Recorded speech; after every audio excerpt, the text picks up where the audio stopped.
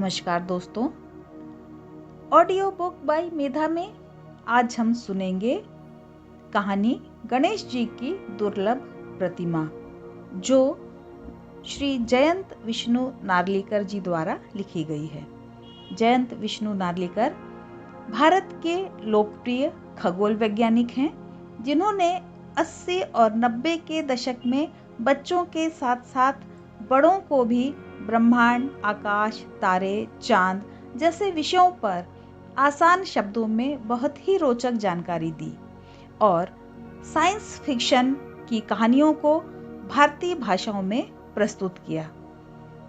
आज की कहानी 3 दोस्तों प्रमोद, जॉन और अजीत की है, जो एक साथ कैम्ब्रिज में पढ़ते थे और समय के साथ अपने अपने काम में दक्ष होने के साथ एक दूसरे से दूर दूर हो गए। प्रमोद विख्यात क्रिकेटर हो गया, अजीत भौतिकविद और जॉन एक संग्रहालय में क्यूरेटर होकर भारतविद हो गया। पिछले कुछ समय से जॉन को कुछ अजीब अजीब घटनाओं से सामना करना पड़ रहा था, जिसका उसे सही कारण समझ में नहीं आ रहा था। अजीत, जो कि भौतिक शास्त्र के सिद्धांतों के उपयोग से दिन रात खोजों में लगा रहता था, और एक दिन उसकी अविश्वसनीय खोज कारगर हो गई। तो दोस्तों, फिर क्या होता है? आइए हम सुनते हैं कहानी गणेश जी की दुर्लभ प्रतिमा।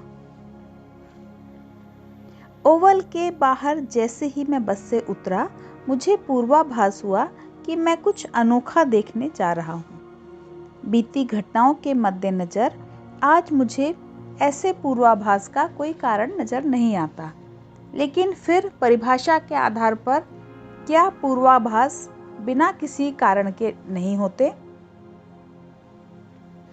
अभी तक मुझे जो अनोखी चीज दिखाई दे रही थी, वह है स्टेडियम में जाकर टेस्ट मैच देखने की फुर्सत मिल गई, और इसका कारण बताया जा सकता था।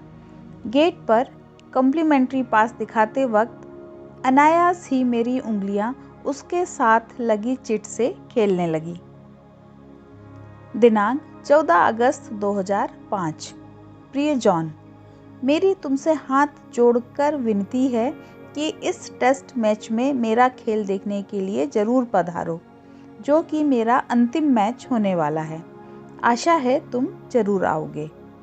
अभिवादन, तुम्हारा विश्वास पात्र प्रमोद रांगनेकर।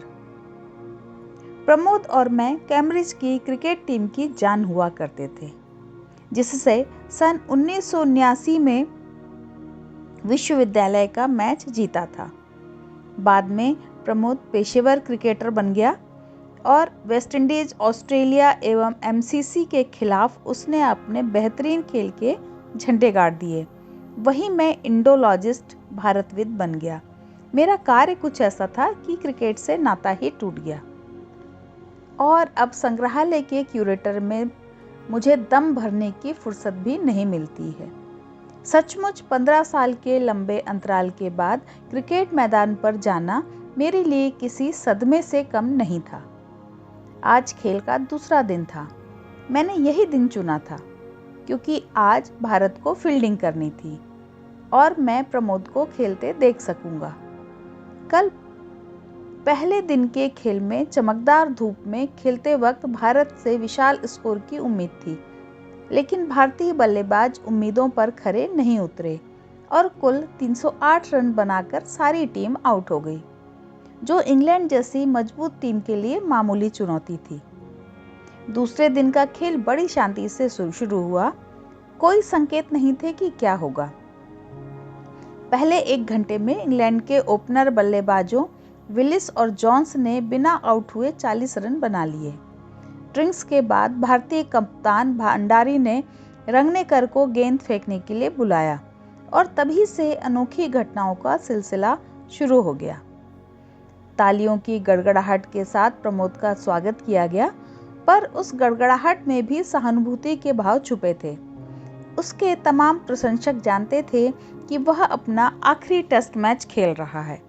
सचमुच इस पूरी श्रृंखला के दौरान उसके खेल में वह बात नहीं रह गई थी। उसकी गेंदबाजी की धार और जादू गायब हो चुके थे, जिसका अंग्रेज बल्लेबाजों को भी एहसास था।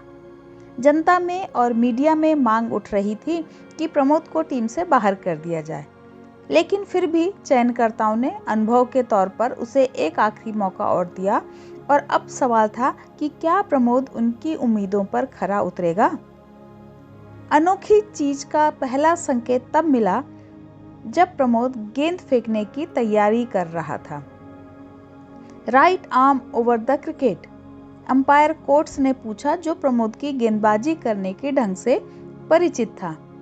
नहीं, प्रमोद ने अंपायर को हैरानी में डाल दिया। Left arm over the cricket, Pramod ने कभी भी बाएं हाथ से गेंदबाजी नहीं की थी। कप्तान भंडारी भी हैरान था और प्रमोद को समझाने की कोशिश करता रहा, लेकिन प्रमोद ने अपनी जिद के आगे किसी की नहीं सुनी। ठीक है, मैं इस बुढ़ऊ को केवल 1 ओवर तक यह बेवकूफ़ी करने दूंगा, भंडारी बड़बड़ाया। अब तक रेडियो और टीवी पर कमेंटेटर भी प्रमोद के इरादे को जान चुके थे और उस पर टीका टिप्पणी करने लगे थे। एक दाएं हाथ का गेंदबाज अचानक ही बाएं हाथ से कैसे गेंदबाजी कर सकता है, और वह भी ऐसे टेस्ट मैच में जिसमें उसकी टीम को 1 विकेट की सख्त जरूरत है। यह तो एकदम बेमिसाल है। मगर उसके बाद जो कुछ हुआ वह भी एकदम बेमिसाल था। अपनी पहली ही सटीक गेंद पर प्रमोद ने ओपनर विलिस की लेग स्टंप उड़ा दी। विलिस की समझ में कुछ नहीं आया।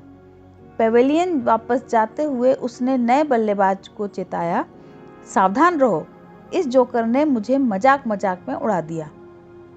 लेकिन इस चेतावनी का कुछ फायदा नहीं हुआ। बाएं हाथ से प्रमोद की गेंदबाजी कहर बरपा रही थी। 3 नंबर का बल्लेबाज और उसके बाद में आने वाले तमाम बल्लेबाज प्रमोद की गेंदबाजी के आगे टिक नहीं सके। जहां 40 रन पर 1 विकेट भी नहीं गिरा था, वहीं केवल 78 रन पर इंग्लैंड की पूरी टीम का बोरिया बिस्तर बंध गया। भोजन अवकाश में सैंडविच चबाते हुए मैं इस असाधारण बदलाव के बारे में सोच रहा था, जो खेल में इतने थोड़े समय में आ गया था। यह एक ऐसा बदलाव था जो क्रिकेट को अन्य खेलों से अलग करता है। 203 रन से पिछड़ने के बाद इंग्लैंड को फॉलो ऑन खेलना पड़ा। क्या इंग्लैंड अपनी दूसरी इनिंग में इसके झटके से उबर पाएगा? मेरे बगल में बैठे बुजुर्ग सज्जन भी कयास लगा रहे थे कि क्या रंगनेकर जिम्लेकर के एक ही टेस्ट मैच में 19 विकेट के रिकॉर्ड को तोड़ सकेगा। उसके बाद उन्होंने एक मैच की एक घटना विस्तार से बताई जिसे उन्होंने 50 साल पहले अपनी जवानी के दिनों में देखा था। और सचमुच अगली इनिंग में ऐसा ही हुआ। इंग्लैंड की पूरी टीम केवल 45 रनों पर ढह गई। भारत के खिलाफ यह उनका सबसे कम स्कोर था और प्रमोद के खाते में पूरे 20 विकेट आ गए। इस अनोखे मैच के खत्म होने के बाद एक और अनोखी घटना हुई। जैसे ही आखिरी विकेट गिरी, प्रमोद पेविलियन की ओर भागा। इसके पहले कि उत्साहित भारतीय दर्शक, उत्तेजित खबर नवीस और टीवी कैमरामैन उसके निकट भी पहुंच पाते, वह बाहर खड़ी कार में बैठा और वहां से खिसक लिया। प्रमोद कहाँ गया, किसी को नहीं पता। भारतीय टीम का मैनेजर, पुलिस और अखबार वाले पागलों की तरह उसकी तलाश करने लगे, पर उसका कुछ पता नहीं चला। अगले दिन किसी अज्ञात व्यक्ति ने फ्लीट स्ट्रीट अखबार के दफ्तर में फ़ोन किया और भारतीय लहजे में गुमशुदा खिलाड़ी के बारे में सूचना दी। मैं सुरक्षित हूँ, मेरी चिंता मत करो, मैं 24 घंटे के भीतर लौट आऊँगा। क्या यह संदेश असली था या कोई मजाक कर रहा था? पहचान के तौर पर फ़ोन करने वाले ने पुलिस को क्राइडॉन में एक जगह का पता बताया जहां रंगनेकर की शर्ट पाई जाने वाली थी। पुलिस ने वह जगह ढूंढकर शर्ट भी बरामद कर ली। क्या सचमुच रंगनेकर की ही शर्ट थी? इसी बीच अखबारों में प्रमोद रंगनेकर की लाजवाब गेंदबाजी के कसीदे पढ़े जा रहे थे। भारतीय काला जादू, बेहतरीन गेंदबाजी या पूरब का सम्मोहन और रंगनेकर का आउट लेकर्स जिम्लेकर जैसी सुर्खियां अखबारों में छाई हुई थी। यहाँ तक कि टाइम्स ने भी रंगने करके जादुई करिश्मे पर अपना संपादकीय में प्रशंसा के पुल बांध दिए थे। साथ ही अखबार ने यह भी माना कि खेल के दौरान और खेल की बाद की घटनाओं से वह हैरान परेशान है। विजडन ने तुरंत ही अपने क्रिकेट इतिहास में एक और कीर्तिमान जोड़ दिया। अगले दिन प्रमोद बो स्ट्रीट पुलिस थाने में मिल गया, लेकिन गहमा गहमी का जो ज्वार आया था वह पूरी तरह उतर चुका था। उसे टेस्ट मैच में घटी एक भी घटना याद नहीं थी या उसके बाद जो कुछ हुआ वह भी उसे याद नहीं था, जबकि उसका दिमाग पूरी तरह ठीक था। लेकिन फिर भी वह इस बात को मजाक मान रहा था कि उसने टेस्ट मैच में इतनी जोरदार भूमिका निभाई थी। मैं अगर बाएं हाथ से गेंदबाजी करूं तो एक बच्चे को भी आउट न कर पाऊं, उसने शांत भाव से कहा, और उसकी बातों में सच्चाई झलक रही थी।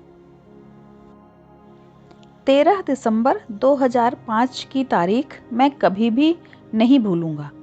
अपना नाश्ता पानी खत्म कर मैं जरूरी काम से निकलने ही वाला था कि फोन की घंटी घनघना उठी।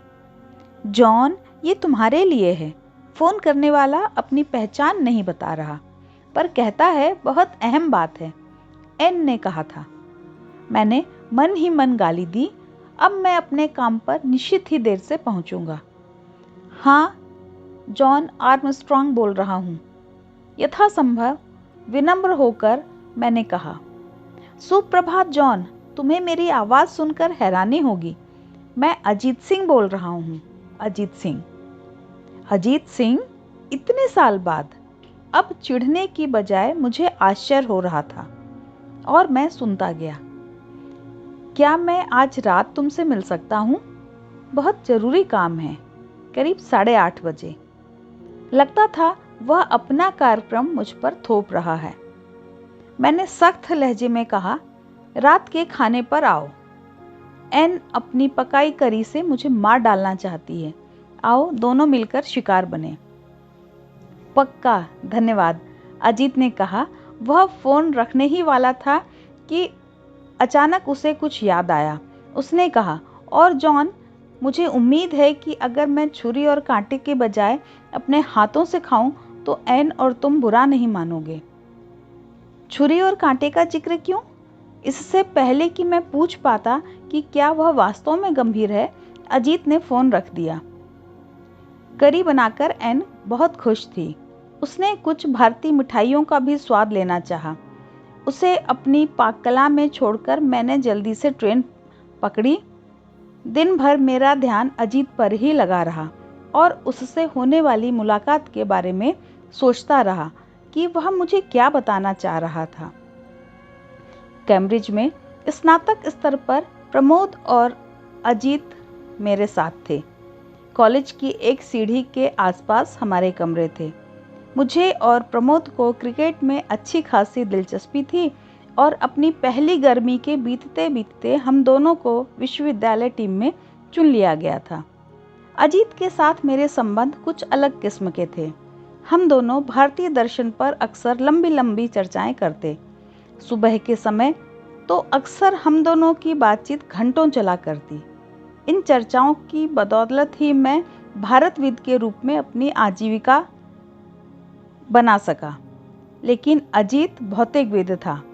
गणित में तीसरे साल की परीक्षा में मैथ्यू पुरस्कार जीतने के बाद उसने भौतिकी विषय चुना। यहाँ पर भी उसने अपनी प्रतिभा का लोहा मनवाया। 3 साल बाद मैंने कैम्ब्रिज छोड़ दिया था, लेकिन वह कैवेंडिश में अनुसंधान कार्य करने लगा। कभी कभार हम मिलते और हमारे बीच पत्र व्यवहार भी होता था। मुझे याद है उसे स्मिथ पुरस्कार मिलने पर मैंने उसको पत्र लिखा था, पर बाद में हमारा संपर्क धीरे धीरे कम होने लगा। मुझे पुरातत्व अन्वेषणों के लिए भारतीय उपमहाद्वीप की कई बार यात्राएं करनी पड़ी और आखिरकार लंदन में संग्रहालय क्यूरेटर की नौकरी मिल गई, जहां मैं आज भी हूं। अजीत हमेशा से एकांत प्रिय व्यक्ति था। मुझे शक होता है कि मेरे अलावा उसका कोई और मित्र भी था। 5 साल पहले जब हम आखिरी बार मिले थे तब अजीत कॉलेज छोड़कर इंग्लैंड में ही एक अनुसंधान संस्थान में काम करने लगा था। हालांकि उसने कभी बताया नहीं लेकिन मुझे यकीन है कि उसका काम कुछ अलग किस्म का ही था। तो क्या आज रात वह मुझे अपने काम के बारे में बताना जा रहा था? ठीक 8:30 बजे दरवाजे की घंटी बज उठी। अजीत को पहचानने में मुझे कोई परेशानी नहीं हुई। वह पहले से कहीं अधिक दुबला पतला हो गया था और बाल भी कुछ सफ़ेद होने लगे थे। इन सब के अलावा उसमें एक और मामूली सा परिवर्तन आया था जिसे मैं भांप सकता था। आज की तमाम घटनाओं के बाद मैं इसका सबूत भी दे सकता था, लेकिन ईमानदारी की बात यह है कि हमारी मुलाकात के वक्त मैं सही नहीं बता सका कि उसमें क्या परिवर्तन आया था।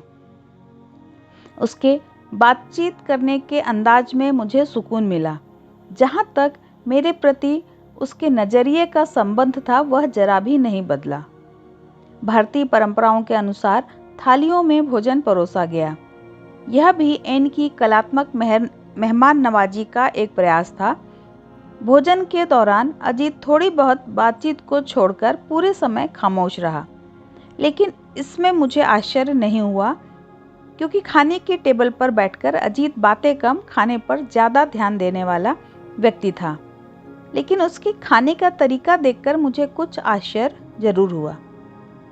उसके सनकपुर सुझावों पर हम सभी ने छुरी और कांटे को छोड़कर हाथ से खाना शुरू किया, लेकिन हाथों से खाते हुए अजीत को देखकर उतना ही अजीब लग रहा था जितना किसी पश्चिमी व्यक्तियों को हाथों से भारतीय खाना खाते देखकर लगता है। मैंने और एन ने उस पर टोका भी, लेकिन अजीत के पास इसका भी जवाब था। पतनोमुख पश्चिम में इतने साल रहने के बाद हाथ से खाने की मेरी आदत छूट गई है। उसकी इस सफाई से एन तो संतुष्ट लग रही थी, पर मेरे मन में अब भी शक था। अजीत के अजीबोगरीब व्यवहार के बारे में मेरा शक भोजन के उपरांत तब और पक्का हो गया जब मेरा 7 वर्षीय बेटा केन एक पुस्तक ले आया। अंकल, आपने मेरे पिछले जन्मदिन पर यह पुस्तक भेजी थी, परंतु आप इस पर दस्तखत करना भूल गए थे। क्या आप अब इस पर दस्तखत कर देंगे? हकीकत भी यही थी। पहले साल अजीत की प्रयोगशाला से केन के लिए एक पुस्तक आई थी। उस पर लिखा था केन को उसके 7वें जन्मदिन पर। मैं जानता हूँ यह अजीत की ही लिखावट थी। अपने खास अंदाज में अजीत ने केन का जन्मदिन याद रखा, लेकिन उस पर अपना नाम लिखना भूल गया। अजीत ने पुस्तक अपने हाथों में ली, सरसरी तौर पर देखा, फिर सिर हिलाते हुए पुस्तक केन को लौटा दी। मुझे दुख है केन, आज मेरी आंखें मुझे परेशान कर रही हैं, इसलिए मैं अभी दस्तखत नहीं कर सकता। छोड़ो भी, अपना नाम लिखने के लिए तुम्हें अपनी आंखों पर जोर डालने की जरूरत नहीं है। केन की तरफ से मैंने विरोध जताया। लेकिन मेरे डॉक्टर ने मुझे इस दशा में कुछ भी पढ़ने या लिखने के लिए साफ तौर पर मना किया है। समझौते के तौर पर केन, जब मैं अच्छा हो जाऊंगा तो दोनों पुस्तकों पर दस्तखत कर दूंगा। अजीत की आवाज में दृढ़ता थी, इसलिए मैंने और केन ने ज्यादा दबाव नहीं डाला। एक और उपहार की पेशकश से केन संतुष्ट था। पुस्तकों में उसकी अच्छी खासी दिलचस्पी थी, लेकिन मुझे अजीत की प्रतिक्रिया उसके स्वभाव के विपरीत लगी। अजीत, अब शायद तुम मुझे बता सकते हो कि तुम आज रात यहाँ क्यों आए? अपने अध्ययन कक्ष में उसे आराम कुर्सी पर बैठने का इशारा करते हुए मैंने पूछा। मैं अपने भीतर उमड़ रही जिज्ञासा को दबाने की कोशिश कर रहा था। मैंने उसे एक गिलास पोर्ट वाइन पीने को दी। अब हम बिल्कुल अकेले थे और मुझे उसमें कुछ महत्वपूर्ण बातें सुनने की उम्मीद थी। जरा सब्र करो। अजीत के चेहरे पर आराम भरी मुस्कुराहट थी। उसने अपने ब्रीफ केस से धीरे से एक पैकेट निकाला, उसे सावधानी से खोला। पैकेट में से एक नृत्य मुद्रा में गणेश जी की सुंदर प्रतिमा निकली। हिंदुओं के देवता गणेश जी का सिर हाथी का और शेष शरीर मनुष्य का है। बुद्ध की मूर्तियों की तरह गणेश जी की ज्यादातर मूर्तियां भी पालथी मारकर बैठी मुद्रा में मिलती हैं, लेकिन यह मूर्ति नृत्य मुद्रा में थी, जो सामान्य रूप से नहीं मिलती है।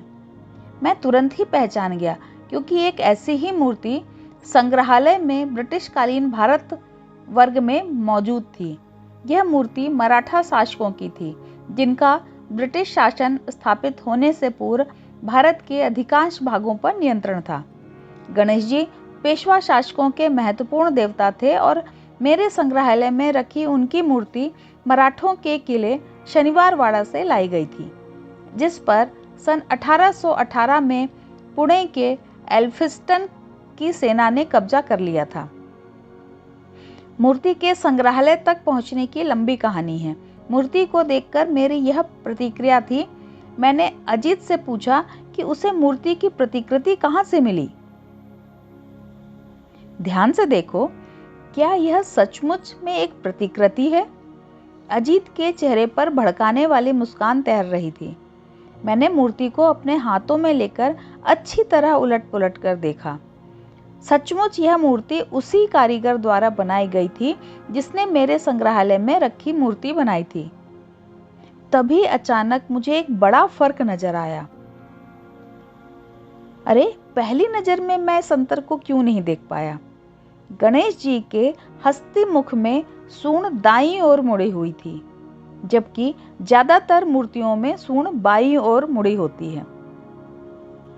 इस खास पहलू से मेरे हाथ में रखी मूर्ति न केवल संग्रहालय में रखी मूर्ति से भिन्न हो गई थी, बल्कि अपनी दुर्लभता के कारण कहीं अधिक मूल्यवान भी हो गई थी। मैंने यह बात अजीत को बताई। सचमुच मैं दोनों मूर्तियों की तुलना के लिए अगल बगल रखकर देखना चाहता हूँ। अजीत की आवाज में आश्चर्य से ज्यादा आनंद का पुट था। क्योंकि तुम्हें यह मूर्ति इतनी बेशकीमती लगी, तो क्या मैं इसे तुम्हारे संग्रहालय को भेंट कर सकता हूँ? इस उदार मन से दिए गए तोहफे के लिए मैंने उसको धन्यवाद दिया और वादा किया कि उसे संग्रहालय के ट्रस्टियों की ओर से एक औपचारिक प्रशस्ति पत्र भी दिलवाऊंगा। लेकिन मैं अपनी जिज्ञासा दबा नहीं सका और पूछ बैठा, यह मूर्ति की क्या कहानी है? तुम्हें यह कहां से मिली? यह सब मैं कभी फुर्सत में बताऊंगा। फिलहाल तो तुम्हें हैरान होते देखकर मैं खुश हूं। जॉन, क्या मैं तुमसे एक सवाल पूछ सकता हूं? तुम मुझे अच्छी तरह जानते हो। तुम्हारे विचार से मेरे शरीर पर पहचान चिन्ह क्या है? मैं इस तरह के अचानक विषय परिवर्तन होने से अचकचा गया। अलबत्ता जवाब मुझे मालूम था। तुम्हारे बाएं हाथ का अंगूठा दाएं हाथ के अंगूठे से करीब आधा इंच छोटा है। क्या तुम इसकी कसम खा सकते हो? सचमुच? अजित ने अपने दोनों हाथ मेरे सामने फैला दिए। सचमुच उसका एक अंगूठा दूसरे से छोटा था, पर बाएं नहीं, दाएं हाथ का अंगूठा छोटा था। मैं कितनी देर असमंजस की स्थिति में रहा पता नहीं, क्योंकि जब मुझे होश आया तो मैंने पाया हाथ की ब्रांडी का गिलास लिए अजीत बेचैनी से मुझे घूरे जा रहा है। तुम ठीक तो हो ना? उसने पूछा। तुम कौन शैतान हो? मैंने आपे से बाहर होते हुए पूछा। पहले अपनी कमजोरी प्रकट करने की चिढ़ मेरे मन में थी और मैं उससे उबरना चाह रहा था। मैं अजीत ही हूं और कोई नहीं, सिर्फ मैं थोड़ा सा बदल गया हूं। फिर अजीत ने मेरा दायां हाथ उठाया और अपनी छाती पर रख दिया। उसका दिल भी दाईं ओर धड़क रहा था। एक अजीबोगरीब पर आपस में जुड़ी हुई तस्वीर मेरे मन में बसने लगी। मैंने अजीत को आईने के सामने खड़ा कर दिया। फिर मुझे उस सवाल का जवाब मिल गया जिसने मुझे अजीत के आने के बाद शाम से ही परेशान कर रखा था। बहुत मामूली रूप से ही, पर वह कुछ अलग लग रहा था। अब आईने के भीतर से झांकती हुई उसकी छाया मुझे उस जीते जागते शख्स से कहीं ज्यादा जानी पहचानी लग रही थी, जिसे मैंने कंधे से पकड़कर रखा था। तो क्या अजीत ने किसी तरह अपने आप को शीशे में दिखने वाली छाया में बदल डाला था?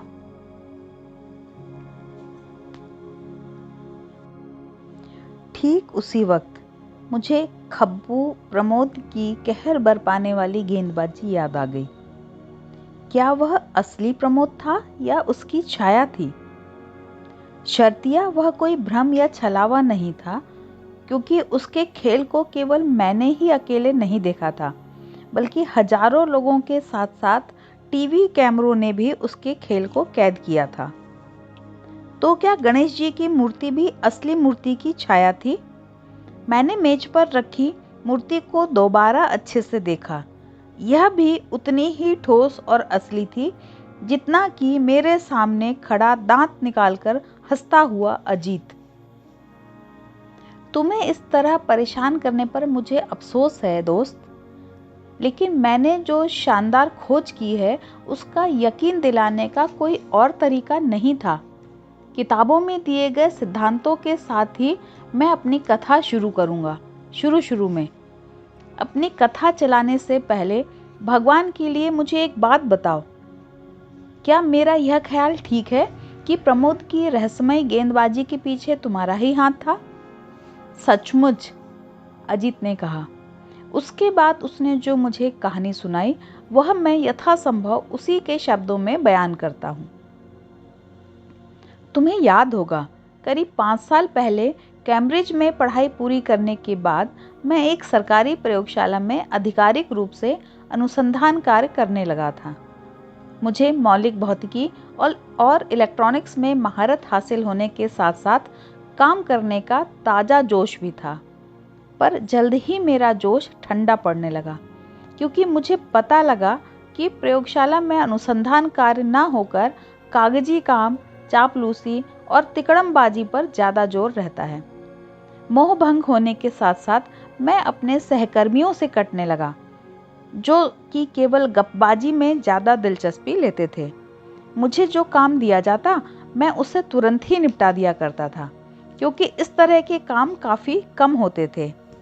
इसलिए मुझे अपनी सोच और अपने अनुसंधान को आगे बढ़ाने के लिए ढेर सारा अतिरिक्त समय मिलने लगा। मेरे अंतर्मुखी स्वभाव को जानकर सहकर्मियों और वरिष्ठ अधिकारियों ने भी मुझे अकेला छोड़ दिया। लंबे समय से एक अजीबोगरीब विचार मेरे मन में उथल-पुथल मचा रहा था। कैम्ब्रिज में आइंस्टीन के सापेक्षतावाद के सिद्धांत का अध्ययन करने के पश्चात यह विचार मेरे मन में बैठ गया था। चूंकि तुम इस सिद्धांत से अपरिचित हो, इसलिए तुम्हें पहले इसके कुछ खास पहलुओं के बारे में बता दूं जो मेरे काम के थे। आइंस्टीन ने इस विचार का प्रतिपादन किया था कि गुरुत्वाकर्षण के कारण अंतरिक्ष और समय की ज्यामिति या आयामों में परिवर्तन आ जाता है। हम सभी यूक्लिड की ज्यामिति से परिचित हैं, जो हमारे दैनिक जीवन की ज़रूरतों को बखूबी पूरा करती है। लेकिन करीब 1.5 सदी पहले गणितज्ञों ने सोचना शुरू कर दिया था कि तार्किक तौर पर केवल यूक्लिड की ज्यामिति ही स्थिर नहीं है। यूक्लिड के सिद्धांतों से अलग नियमों पर आधारित गैर यूक्लिड ज्यामितियों की कल्पना भी की जा सकती है। लेकिन आइंस्टीन ही वह पहले वैज्ञानिक थे जिन्होंने 1915 में उस अमूर्त, निराकार, वैचारिक और भौतिक सिद्धांत में ढाला। उनका तर्क था कि भारी गुरुत्वाकर्षण वाले पिंडों के इर्द गिर्द गैर यूक्लिड ज्यामितियां होती हैं। उन्होंने इसका वर्णन करने के लिए समीकरणें भी दी। उनके द्वारा की गई कुछ भविष्यवाणियों को पिछली सदी के उत्तरार्ध में जांचा परखा भी गया था, जिसमें वे सही साबित हुई थी। उदाहरण के लिए प्रकाश की किरणों को ही लें, जिनके बारे में माना जाता है कि ये सीधी रेखा में ही चलेंगी। अब अलग अलग ज्यामितियों में सीधी रेखा की परिभाषा और कसौटी अलग होगी। सूर्य के निकट इसके शक्तिशाली गुरुत्वाकर्षण के कारण ज्यामिति इस हद तक परिवर्तित हो जाएगी कि सौर भुजा के पास से गुजरने वाली प्रकाश किरण का पथ उस स्थिति से भिन्न होगा जब वह सूर्य की अनुपस्थिति में गुजरती है। ये परिवर्तन हालांकि बहुत सूक्ष्म थे, लेकिन उनका मापन किया गया और इस तरह सापेक्षतावाद के समान सिद्धांत की भविष्यवाणियों की पुष्टि हुई। सापेक्षतावाद के शब्दों में हम कहते हैं कि अंतरिक्ष काल की ज्यामिति वक्रीय होती है, जबकि गुरुत्व बल की उपस्थिति में यह सरल होती है। किसी गोले की सतह पर चलने वाला द्विआयामी जीव सतह की वक्रता के प्रति सचेत होता है। ऐसी ही किसी वक्रता की बेहद ऊंचे आयामों में कल्पना करें। ऐसी कल्पना मानसिक स्तर पर कठिन है, लेकिन गणित के लिए आसान है। अब मैं तस्वीर में एक और धारणा को ले आऊंगा। यह है मोड़ या ट्विस्ट की अवधारणा। क्या आपने मोनियस स्ट्रिप के बारे में सुना है? अगर आप कमर में पेटी बांधते हैं तो इसे एक मोड़ देकर आप मोनियस स्ट्रिप बना सकते हैं। इसकी कई खूबियां होती हैं, जैसे मूल पेटी जिसकी 2 सतहें थी के विपरीत इसकी केवल एक सतह ही होती है। अगर आप किसी साधारण पेटी या पट्टी को लंबाई के साथ बीच से काट दें तो 2 अलग-अलग पट्टियां मिलेंगी। अब मोनियस पट्टी को इसी तरह से काटने की कोशिश करें, आपको केवल आश्चर्य ही मिलेगा। अब कल्पना करें कि हमारा चपटा जीव इस मोनियस स्ट्रिप की एक ही सतह पर रेंग रहा है। कल्पना करें उसका केवल एक ही हाथ बायां हाथ है, लेकिन वह पट्टी का पूरा चक्कर लगा ले तो वह पाएगा कि उसका एक हाथ जो बायां है अब वो दायां हो गया है। अगर आपको यकीन न हो तो उस कागज की पट्टी पर इसे आजमा कर देखें। हमारे जैसे त्रि-आयामी अंतरिक्ष की लाभकारी स्थिति में से देख रहे प्रेक्षक के लिए जीव एक अक्ष के चारों ओर आधे घूर्णन से गुजर चुका होता है, जो उसके शरीर से सिर से पैर तक होता है। हालांकि जीव को इसका पता नहीं चलता, इसके लिए तो उसमें सीमित द्वि-आयामी परिप्रेक्ष्य में यह घटना परावर्तन की तरह ही लगेगी। अब इसी घुमाव की 4-आयामी अंतरिक्ष काल में कल्पना करें। जीव की भांति हमें भी इस परिवर्तन का पता नहीं चलेगा, हालांकि इसके प्रभाव समान ही होंगे। इस परिवर्तन से गुजरकर हम आईने में दिखने वाली अपनी छाया की तरह लगते हैं, जबकि सच्चाई यह है कि हम ऊंचे आयामों में घूम रहे होते हैं और अपने दूसरे पक्ष को दिखा रहे होते हैं। क्या हम ऐसे घुमाव अंतरिक्ष काल में पैदा कर सकते हैं? इस बिंदु पर मैंने आइंस्टीन के सिद्धांत से अलग हटकर अपनी खुद की सोच विकसित की। मुझे आशा थी कि परमाणु के भीतर मौजूद मौलिक कणों में पाए जाने वाला घूर्णन का गुण अंतरिक्ष में घुमाव पैदा कर सकता है। इसका गणितीय सूत्र तो मैंने कैम्ब्रिज में ही पूरी तरह विकसित कर लिया था, लेकिन इस पर परीक्षण करना मेरी वर्तमान प्रयोगशाला में संभव हो पाया। पर्याप्त मात्रा में घुमाव उत्पन्न करने के लिए मुझे मौलिक कणों का एक पुंज बनाना था, जो बेतरतीब ढंग से नहीं बल्कि सुनियोजित समन्वित तरीके से चक्कर काट रहे हैं। यह कहना तो आसान लगता है, पर करना उतना ही कठिन। अब मैं तुम्हें वैज्ञानिक शब्दावली से और अधिक दूर नहीं ले जाऊंगा, केवल इतना ही कहना काफी है कि अपने अनुभवों में मुझे पहली बार करीब 6 महीने पहले सफलता मिली। मेरी प्रयोगशालाओं में जो माहौल है उसके कारण ही मैं अपना उपकरण बिना किसी टोका टाकी के बना सका। पहले मैंने एक छोटा सा केबिन बनाया, उस पर सबसे गोपनीय, खतरनाक और प्रवेश निषेध जैसे संकेत लगा दिए, और जब तक मैं अपनी आर्थिक सीमाओं के भीतर कार्य कर रहा था तब तक किसी ने मुझसे पूछने की जरूरत नहीं समझी कि मैं क्या कर रहा हूँ। इस तरह की नौकरशाही वाली प्रणाली में अगर आप चालाक हैं तो कोई भी तिकड़म लगाना संभव है, अन्यथा कोई भी रचनात्मक कार्य के लिए पहले आपको एक प्रस्ताव जमा करना पड़ेगा।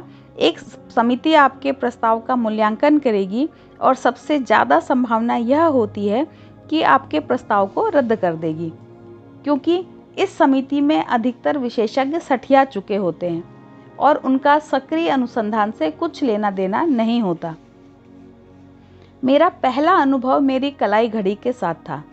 मैंने आईने में दिखने वाली इसकी छाया के अलावा यह देखना चाहता था कि परिवर्तन के बाद भी घड़ी काम करती है कि नहीं, और सचमुच घड़ी ने काम करना जारी रखा। यह महत्वपूर्ण था क्योंकि आगे मैं जीवित प्राणियों पर परीक्षण करने जा रहा था।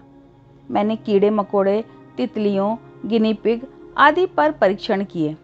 मैंने पाया कि जीवित प्राणी भी इन परीक्षणों के बाद न केवल जीवित रहते हैं बल्कि अच्छी तरह काम भी करते हैं।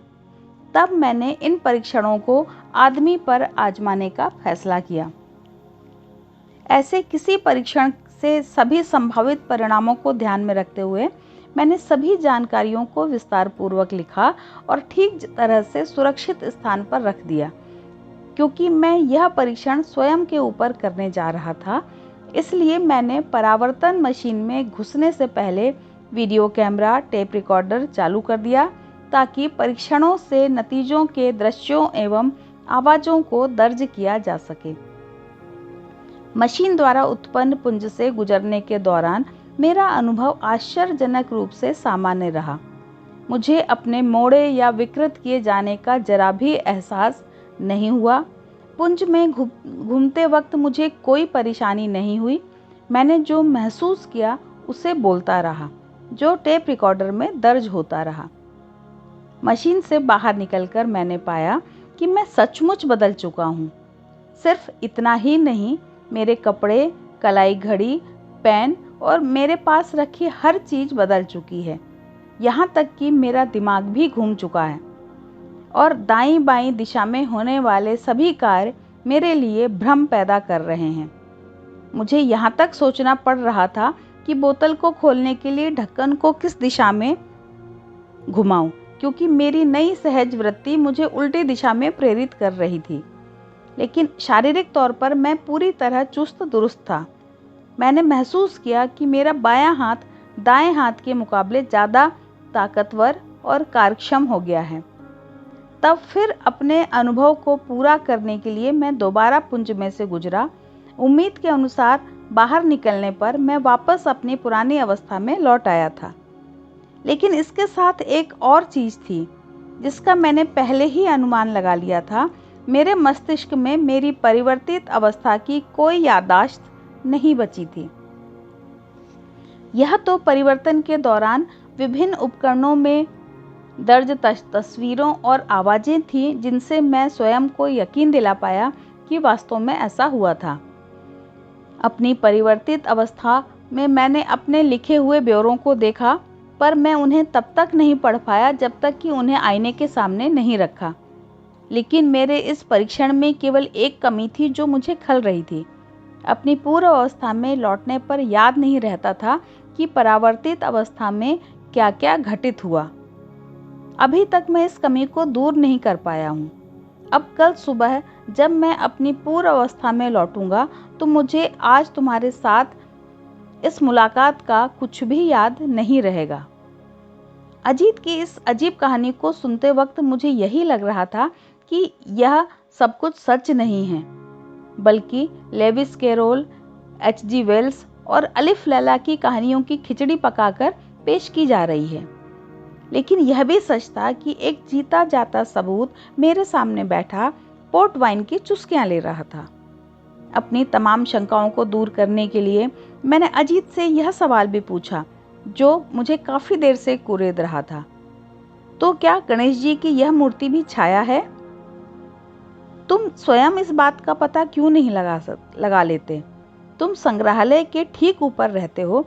अजीत का सुझाव एकदम व्यवहारिक था। चाबियों का गुच्छा उठाकर हम दोनों नीचे ब्रिटिश कालीन संग्रहालय के भारत वर्ग में गए।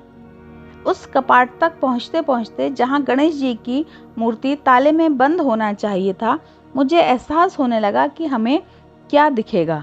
कपाट एकदम खाली था। तो आखिरकार मैं उतना उदार दानदाता नहीं था। अजीत के उपहार खाली कपाट में रखकर वापस लौटा तो अजीत ने व्यंग्य किया। उसने किसी तरह असली मूर्ति को वहां से गायब कर दिया था और अपने नाटकीय परीक्षण से गुजार डाला था। अब प्रमोद के शानदार खेल के बारे में भी कुछ बताओ, मैंने कहा। अभी तक तो कुछ मैंने जाना था उससे इस रहस्य पर भी कुछ रोशनी पड़ती थी। टेस्ट मैच के एक दिन पहले शाम को प्रमोद मेरे पास आया था। वह बहुत उदास और निराश था। मैं जानता था कि टेस्ट मैच गेंदबाज के रूप में उसकी जवानी ढल चुकी थी और अंतिम टेस्ट मैच में उसे लिया जाना केवल काबिलियत के कारण नहीं था। तब उसने कुछ ऐसी बात कही जिससे मुझे अनोखा विचार सूझा कि मेरी गेंदबाजी में जरा भी धार बाकी नहीं बची है। उसका केवल यही रोना था। अगर मैं उसे आईने में दिखने वाली उसकी छाया में बदल डालूं तो, मैंने सोचा, इस तरह वह खब्बू गेंदबाज की तरह बाएं हाथ से गेंदबाजी करेगा मगर वह किसी साधारण खब्बू गेंदबाज की तरह गेंद नहीं फेंकेगा। उसकी सारी गतिविधियां आईने में दिखने वाले अपने दाएं हाथ वाले गेंदबाज की छाया की तरह होंगी। किसी भी हालत में कोई भी बल्लेबाज उसकी गेंदों को समझ नहीं पाएगा। मैंने कॉफी में नशीली दवा पिलाकर उसे बेहोश कर दिया और अपना परीक्षण कर डाला। कड़ी सुरक्षा के बावजूद उसे प्रयोगशाला के अंदर ले जाना आसान था। सुरक्षा व्यवस्था में ढेर सारे सुराखों का मुझे काफी पहले ही पता लग चुका था। परीक्षण पूरा करने के पश्चात मैं उसे होटल में उसके बिस्तर पर लिटाकर आ गया। अगली सुबह मुझे फोन पर उसकी हड़बड़ाई सी आवाज सुनाई दी, उसको जैसे दौरा पड़ रहा हो। वह कमजोरी महसूस कर रहा था, पढ़ नहीं पा रहा था, अक्षर उसे उल्टे लग रहे थे। वह जानना चाह रहा था कि पिछली रात उसने ऐसा कुछ खा पी तो नहीं लिया जिससे ये सब गड़बड़ियां शुरू हुई। किसी डॉक्टर को दिखाने में भी डर रहा था कि कहीं मैच के लिए अयोग्य न ठहरा दिया जाए। मैं दौड़ा दौड़ा उसके कमरे में गया, उसे आश्वस्त किया। उसका दायां हाथ कमजोर पड़ गया था और गेंदबाजी नहीं कर सकता था, लेकिन बाएं हाथ का क्या हाल था? आश्चर्यजनक रूप से उसके बाएं हाथ में ज्यादा जान आ गई थी। मैंने उसे बाएं हाथ से गेंद फेंकने की सलाह दी। पहले तो उसे मेरा सुझाव बेतुका लगा ही, परंतु जितना उसने अपने बाएं हाथ को झुलाया उतना ही उसे मेरे सुझाव और अपने बाएं हाथ की ताकत पर यकीन होता चला गया। फिर मैंने उसे नेट प्रैक्टिस की सलाह दी। चूंकि टीम के बाकी सदस्य अभी सो रहे थे, मैंने उसके साथ अभ्यास में जाने की पेशकश की।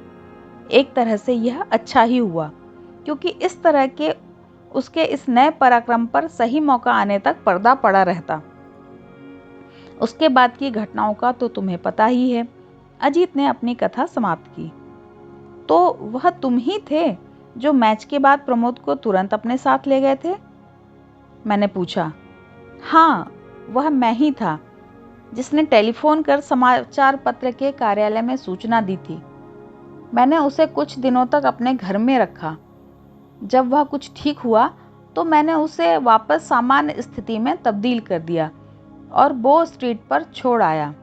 अलबत्ता वह अपने खब्बूपन की सारी बातें भूल चुका था और मैं भी उसे कुछ बताना ठीक नहीं समझा। कोई अच्छा वैज्ञानिक सिद्धांत कई परिघटनाओं का कारण बता सकता है, इसलिए अजीत की इस उल्लेखनीय खोज से मेरे कई प्रश्नों के उत्तर मिल गए। अब मैं देख सकता था कि वह छुरी कांटे से खाना क्यों नहीं खाना चाहता था। एन और मैं उसके अनोखे व्यवहार को भांप लेते, और सचमुच में ऐसा हुआ था। हमने हाथ से खाने में उसे कठिनाई होते हुए देखकर पूछा भी था, पर उसने एकदम नया सटीक कारण बता दिया। लेकिन केन ने उससे पुस्तक पर दस्तखत करने के लिए कहकर उसे सचमुच परेशानी में डाल दिया था। अगर आपका दिमाग सभी अक्षरों को उल्टी दिशा में लिखने के लिए दिमाग पर जोर डाले तो अपना नाम लिखना भी कठिन हो जाता है। अजीत, तुम्हें अपनी खोजों को तुरंत प्रकाशित करा लेना चाहिए। तुम्हें तो निश्चित ही नोबेल पुरस्कार मिलेगा। मैंने किसी अनाड़ी की तरह उससे सलाह दी।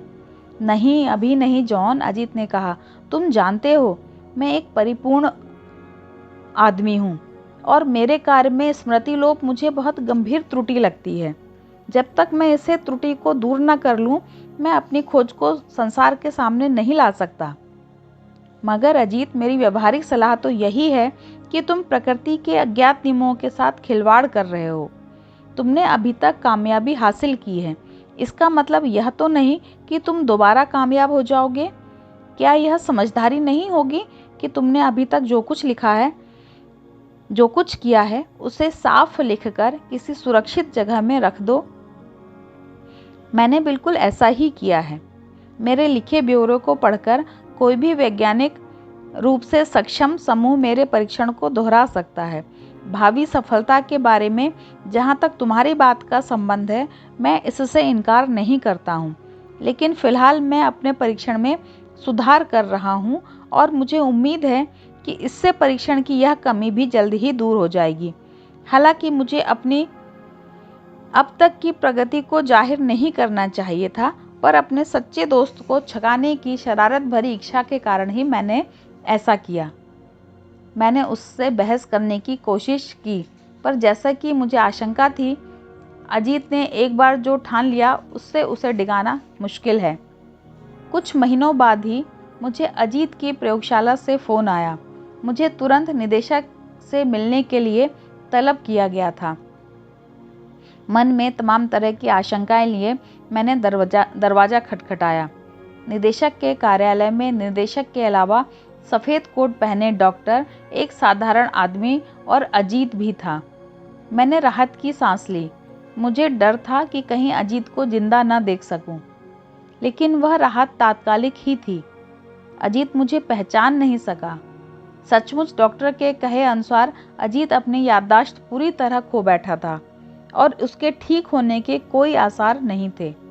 प्रयोगशाला में अजीत के कार्यालय से मेरा नाम और फ़ोन नंबर मिला था, इसलिए वे मुझसे संपर्क कर सके। क्या उसने कोई लिखित रिकॉर्ड रखा था कि वह क्या कर रहा है? मैंने सावधानी पूर्वक पूछा। अब मुझे झुंझलाहट हो रही थी कि मैंने अजीत से उस सुरक्षित जगह का पता क्यों नहीं पूछा जहां उसने अपना रिकॉर्ड रखा था। अगर उसने रखा हो तो भी दुर्भाग्यवश हमारे पास पता लगाने का कोई माध्यम नहीं है। निदेशक ने गहरी सांस लेकर कहा, आपको पता है कि वह जो कुछ परीक्षण कर रहा था आज अचानक ही उड़ गया और उसके कमरे में सब कुछ चकनाचूर हो गया। सौभाग्य से वह बच गया। डॉक्टर ने बात पूरी की। उसके शब्दों का चयन बेहद अजीब था। अजीत जैसे प्रतिभावान वैज्ञानिक के लिए याददाश्त का चले जाना मौत से भी बदतर था। उसके घर का क्या हाल है? मैंने पूछा। मुझे उम्मीद थी कि वहाँ कुछ जरूर हो सकता है। किसी आम कुमारे आदमी के घर की तरह एकदम अस्त व्यस्त। मामूली से दिखने वाले आदमी ने बताया। हमने उसके घर की बड़ी बारीकी से तलाशी ली, पर वहाँ कुछ भी नहीं मिला। असल में हमने आपको यहाँ इसीलिए बुलाया है कि शायद आप इस मामले पर कोई प्रकाश डाल सकें। मुझे खेद है कि मैं आपकी कोई मदद नहीं कर सकता। अजीत हालांकि मेरा अच्छा मित्र था, लेकिन उसने कभी भी अपनी गोपनीय वैज्ञानिक बातों के बारे में मुझे नहीं बताया। उसके बाद मैं घर आ गया। मुझे हैरानी होती है कि क्या सच्चाई झूठ से ज़्यादा यकीन दिलाने वाली होगी। मैंने झूठ के पक्ष में फैसला लिया। आखिरकार मेरा वैज्ञानिक वर्णन यकीन किए जाने के लिए कल्पना से भी अधिक अद्भुत लगता। आज भी मुझे कल्पना से भी अधिक अद्भुत लगता है। आप चाहे तो मेरे संग्रहालय में आकर इसका ठोस सबूत देख सकते हैं, वह गणेश जी की दुर्लभ मूर्ति। तो दोस्तों, यह थी एक मज़ेदार कहानी, गणेश जी की दुर्लभ मूर्ति।